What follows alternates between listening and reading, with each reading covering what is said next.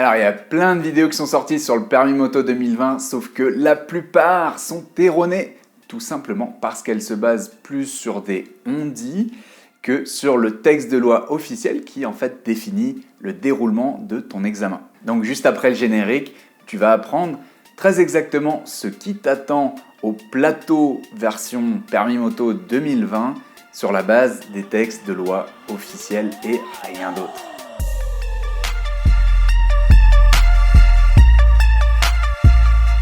Salut, c'est Alex du site permismotofacile.com et aujourd'hui on va parler du plateau 2020 dans ses moindres détails. Alors cette vidéo va être un peu dense puisqu'on rentre dans le détail, mais c'est pour ton bien car tu as besoin de connaître tout ça pour bien réussir ton plateau sans faire d'erreur. Alors au menu de la vidéo du jour, on a en premier les épreuves qui sont finalement incluses au plateau et celles qui n'y sont plus.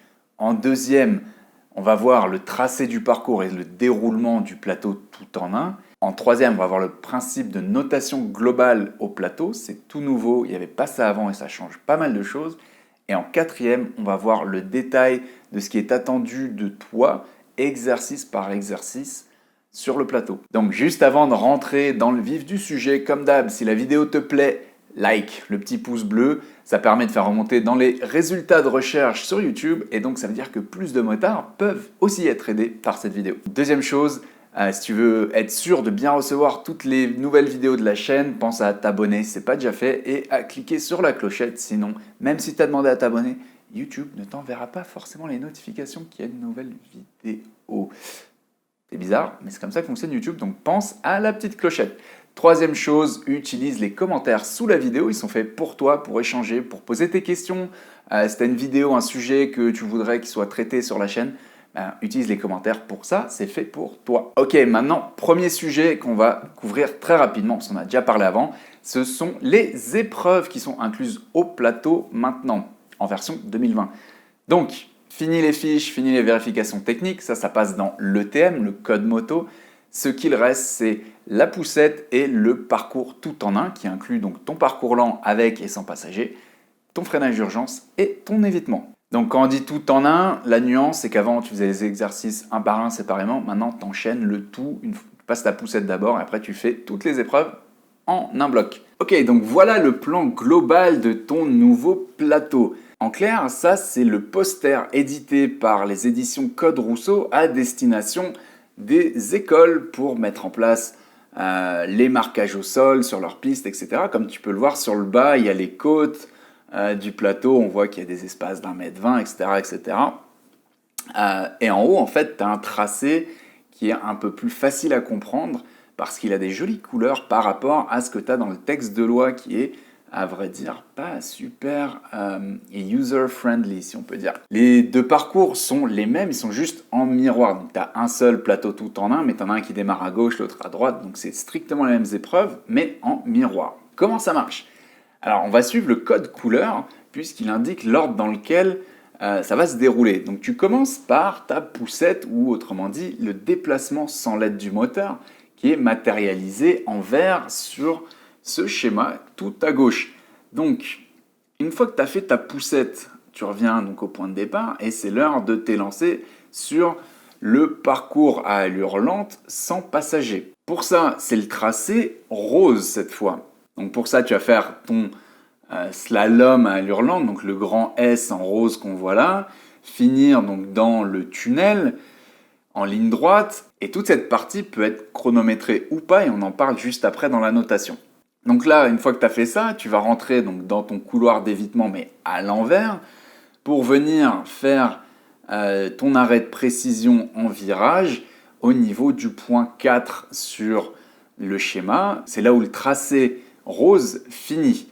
Et donc là, c'est le moment où tu fais ton arrêt dans la zone neutralisée au niveau du point 4. À partir de là, ton allure lente sans passager est finie et tu dois redémarrer en demi-tour arrêté, faire un demi-tour, donc c'est le tracé qu'on voit en bleu, pour aller faire le parcours du freinage d'urgence à allure dite normale. C'est ce qu'on voit, le parcours il fait une boucle, il fait un vrai demi-tour, et il repart vers le fond de la piste, tout à droite sur ce schéma, pour aller faire donc un demi-tour, pas arrêté cette fois, mais tu fais ton demi-tour serré en 6 mètres à allure normale, pour venir de l'autre côté du parcours et faire ton freinage d'urgence, donc à partir de la ligne C6, où tu vas devoir t'arrêter donc dans une zone définie. Si on est en temps sec, ta distance de freinage, elle est matérialisée par la ligne C5, c'est-à-dire que tu vas t'arrêter avant. Et si la piste est mouillée, comme les conditions d'adhérence sont moins bonnes, tu as jusqu'à la ligne C4, un peu plus loin, c'est là où il y a le petit nuage sur le schéma, pour t'arrêter. Donc tu viens de faire ton freinage d'urgence, tu vas donc maintenant récupérer ton passager et suivre le tracé jaune sur ce schéma et faire un demi-tour avec ton passager. Et tu vas venir donc le redéposer au niveau du point 2 sur ce schéma avant de t'élancer pour l'évitement, donc à allure normale également. Pour ça, donc, tu t'élances dans un slalom d'abord, jusqu'à atteindre le bout de la piste tout à droite, ici sur ce schéma. Donc tu vas faire un autre demi-tour, qui n'est pas un demi-tour arrêté, mais un demi-tour serré en moins de 6 mètres, comme pour le freinage d'urgence. T'élancer, prendre de la vitesse, monter à 50 km/h, et au niveau de la ligne C6, cette fois tu vas enclencher ton évitement, qui est matérialisé ici donc, par les points rouges, après le petit compteur de vitesse qui montre 50 km/h, et venir faire un arrêt de précision dans le carré de plots du départ, qui est matérialisé par des plots bleus cette fois. Une fois que tu as fait tout ça, tu as fini ton plateau en version 2020. Alors maintenant qu'on a vu le tracé du parcours, comment ça marche la notation? Comment est-ce que tu vas être évalué? Eh bien, qui dit parcours tout en un, dit notation tout en un. C'est ce qu'ils ont appelé le système de notation globale par essai. Alors pourquoi je parle d'essai? Parce que pour la poussette, tu as le droit à un essai pour réussir. Pour le reste du plateau tout en un, tu as le droit à 2 essais pour réussir. Donc la façon la plus simple de comprendre cette notation dont on va parler dans la minute, c'est de s'imaginer à mon incroyable talent, sauf qu'au lieu d'avoir 4 croix avant d'être viré, là tu n'en as le droit qu'à 2. Avec certaines erreurs qui en fait comptent comme 2 croix, ou comme si tu avais fait 2 erreurs et donc te donne un C directement. Alors je viens de dire C, et en fait ta note globale va être soit A, soit B, soit C. Et pour réussir ton essai, et donc obtenir ton plateau, il faut que tu aies soit un A, soit un B. Si c'est un C, c'est pas bon, tu dois recommencer ton essai, donc dans la limite de 2 pour le parcours tout en un. Alors, à quoi correspond donc chaque lettre? Si tu réussis tous tes exercices sans faire d'erreur, c'est un A. Si tu fais une erreur, c'est ta première croix, et donc c'est un B. Si tu fais 2 erreurs, alors c'est ta deuxième croix et donc c'est un C. En gardant en tête ce que je viens de dire juste avant, c'est que certaines erreurs te coûtent un C directement. Donc ça, c'est le principe général de notation. Et donc, on va commencer par parler des erreurs générales qui seront évaluées sur l'ensemble du parcours avant de voir les erreurs spécifiques à chaque exercice. Commençons par la chute. Donc, sur la poussette, ça n'est pas éliminatoire. Par contre, sur tout le reste du tout en un, donc parcours lent, freinage d'urgence, évitement, le tout en un, la chute, c'est éliminatoire. L'examen s'arrête là. Merci, au revoir, bye bye, ciao, au suivant. Ensuite, tu as 2 types d'erreurs qui ne te donneront pas un C directement, mais qui compteront comme une croix. La première, c'est le nombre de pieds posés sur le tout en un. Pour ça, ça dépend de si tu as réussi ta poussette en faisant des erreurs ou pas. Si tu n'as pas fait d'erreur à la poussette, tu as le droit à 3 pieds autorisés sur le tout en un à n'importe quel moment, avant que ça compte comme une erreur, avant que ça compte comme une croix. Si tu as fait une erreur à la poussette, alors tu n'as le droit qu'à 2 pieds posés sur l'ensemble du tout en un avant que ça compte comme une erreur. La deuxième chose qui va compter comme une erreur sur l'ensemble du parcours, tout en un, c'est les plots et les piquets, les cônes et les piquets. Donc si tu tapes dedans et que ça le déplace, qu'il faut le remettre en place, ça compte comme une erreur. Sauf si c'est des cônes de l'évitement, donc au moment de l'évitement, là par contre c'est un C directement. Allez, pour finir cette notation générale, toutes les erreurs qui t'amèneront un C directement, quel que soit le moment où tu les commets sur le parcours tout en un. On a les erreurs de parcours, donc il fallait passer à gauche du plot, t'es passé à droite, ce genre de choses. Ensuite, on a les sorties de parcours. Donc, exemple, t'es sur ton demi-tour arrêté et t'as dépassé la ligne blanche.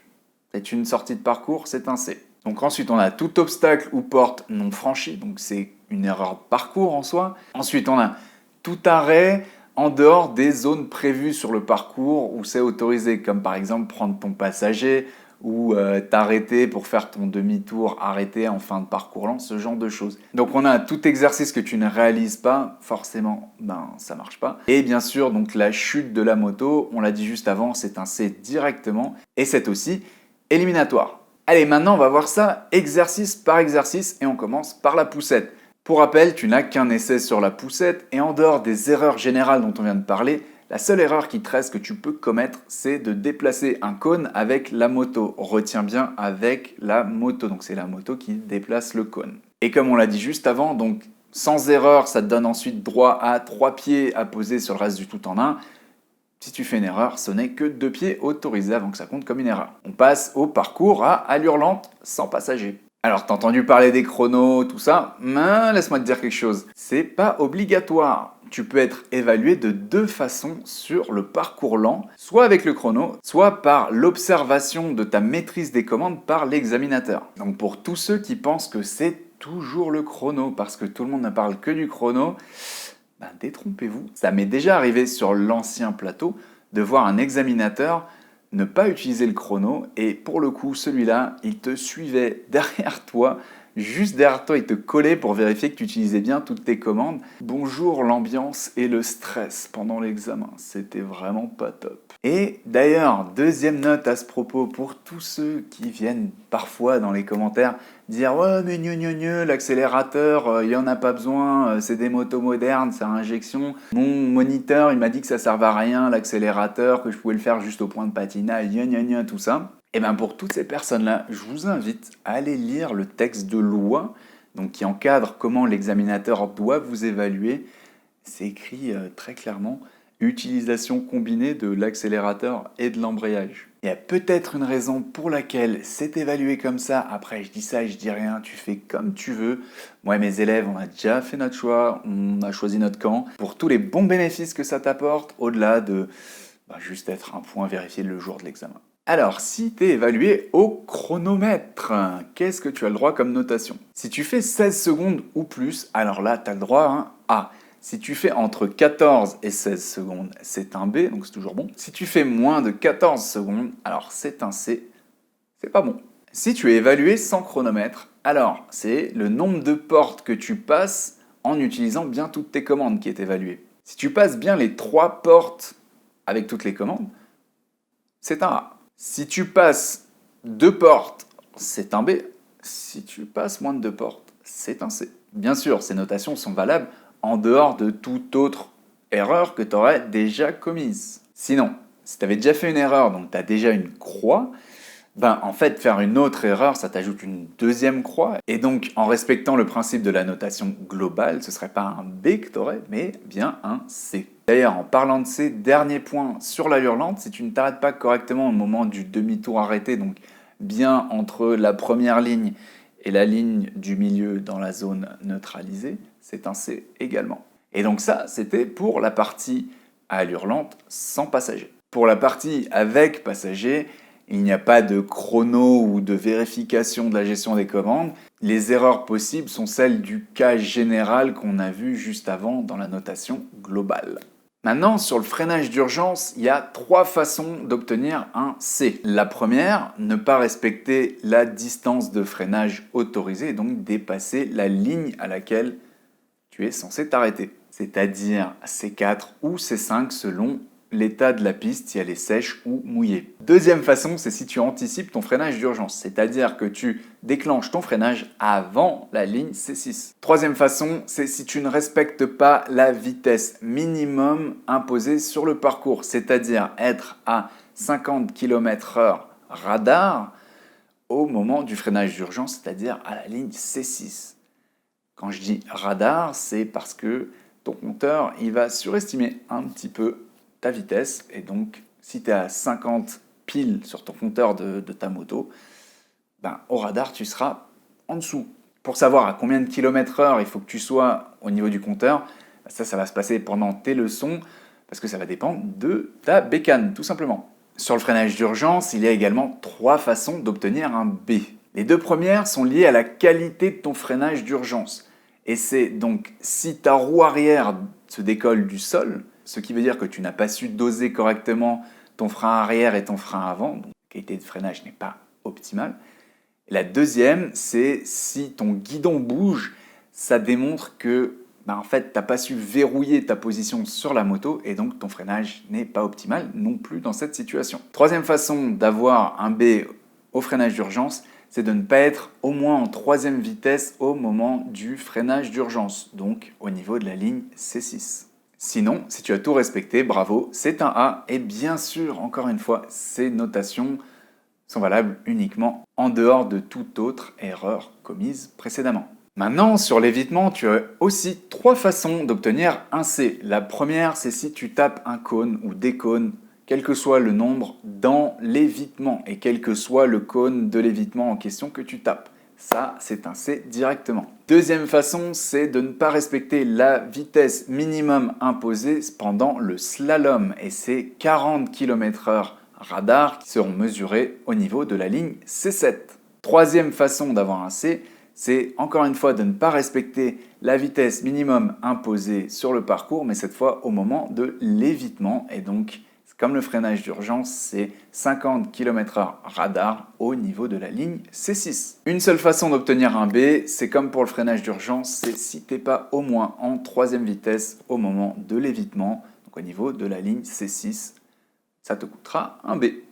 Sinon, si tu as tout respecté à la lettre, félicitations, c'est un A, et encore une fois, en dehors de toute autre erreur commise précédemment. Alors maintenant, quelques exemples pour encore mieux comprendre comment ça marche. Premier exemple, tu as tapé un cône au moment de la poussette, et tu as posé sur l'ensemble du parcours tout en un 3 pieds au total, c'est un B. Deuxième exemple, tu as tapé un cône à la poussette, tu as fait 15 secondes au parcours lent, et tu as posé 3 pieds sur le tout en un, c'est un C. Troisième exemple, tu as réussi la poussette, tu as fait 15 secondes au parcours lent et tu as posé 4 pieds sur l'ensemble du tout en un. C'est également un C. Quatrième exemple, tu as réussi la poussette sans erreur, tu as fait 15 secondes au lent, tu n'as posé aucun pied, mais tu as oublié d'être en 3e vitesse sur ton freinage d'urgence. Dans ce cas, c'est un C. Dernier exemple, tu as réussi ta poussette sans faire d'erreur. Tu as fait 16 secondes au lent, mais tu as posé 4 pieds au total sur le parcours tout en un. Dans ce cas, c'est un B. Voilà pour cette notation globale qui change quand même tout en termes d'évaluation pendant le plateau. Et j'espère que ça t'a simplifié la compréhension. Pour retrouver facilement toutes les informations sur le permis moto 2020, j'ai écrit un article complet sur le sujet qui inclut cette vidéo. Je te mets le lien vers cet article dans la description pour que tu puisses y accéder facilement. Sinon, pour arrêter de galérer au plateau, te faciliter la vie et accélérer tes progrès, je t'invite tout simplement à consulter mon nouveau cours gratuit sur la réussite du permis moto spécial 2020. C'est en accès libre sur mon site. Je te mets le lien dans la description, t'as pas besoin de t'inscrire ou quoi que ce soit, tu peux le consulter quand tu veux, où tu veux. Quant à nous, on se retrouve dès la semaine prochaine dans une nouvelle vidéo. Ciao ciao!